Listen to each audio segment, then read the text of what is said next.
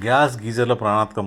ఎందుకంటే స్నానం చేసేటప్పుడు అకస్మాత్తుగా తల తిరగడం, స్పృహ తప్పడం సాధారణ విషయం కాదని, ఇది గ్యాస్ గీజర్ల సిండ్రోమ్ కావచ్చని వైద్యులు హెచ్చరిస్తున్నారు.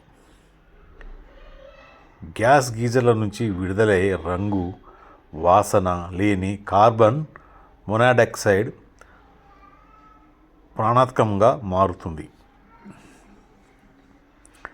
బాత్రూంలో సరైన వెంటిలేషన్ లేకపోతే ఈ విషవాయువు నిశ్శబ్దంగా ప్రాణాలు తీస్తుంది.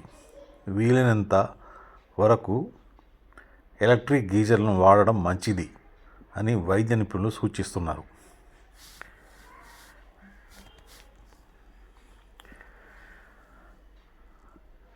చాలా ఇంట్లో గ్యాస్ గీజర్లు ఉంటాయి ఈ రోజుల్లో.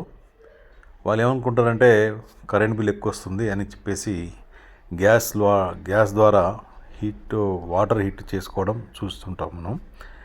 ఇది చేయడం చాలా తప్పని చాలామంది చెప్తున్నారు. సో ఈ వైద్యులు దీని మీద ఒక